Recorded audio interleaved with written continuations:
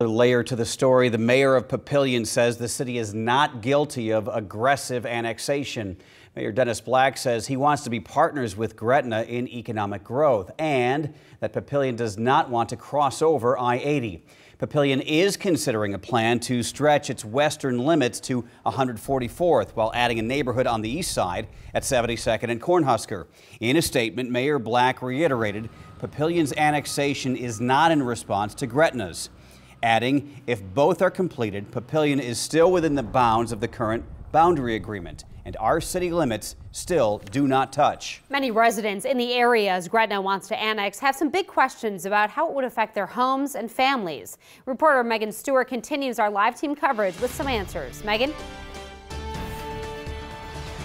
Hey, Craig and Jen. Many people in this area are now very familiar with that word, annexation. And one of the questions that comes along with it, who will control this intersection at Highway 370 and Interstate 80? And of course, what will happen to the public services, the taxes, and the schools for people in this area? This is nothing new, but it's kind of new to our constituents. As Gretna makes a play to annex large portions of land into the city, residents are asking, how will this affect taxes? I think there's probably some mixed feelings about the annexation. Taxes for the SIDs in the annexation area are proposed to go up, but water fees will go down. It was always kind of confusing to us that we were so close to Gretna and that yet we weren't part of the Gretna community. The annexation policy makes no sense, so the costs are going to rise for the city of Gretna to try and service this area. So what about public services? The city says it plans to expand its contract with the Sarpy County Sheriff's Office to better serve the annexed areas. But there are no plans to add to the fire department or add a police force at this time.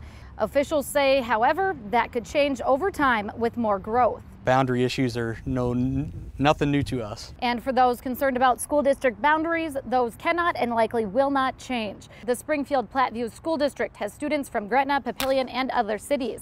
Nebraska passed a law 10 years ago creating learning communities and ensuring annexation won't affect school district boundaries unless school boards vote to do so. We have never done that with existing residential properties, and we don't have any plans to do that on our end. Another question is what will happen to farmers that are in the annexation package area. The city says they will be zoned agricultural, and so they will be allowed to keep their livestock and animals despite being in the city limits if this goes through. Of course, more questions will be answered tonight at the public meeting, and the vote is scheduled for tomorrow. Reporting live near Gretna, Megan Stewart, 3 News Now.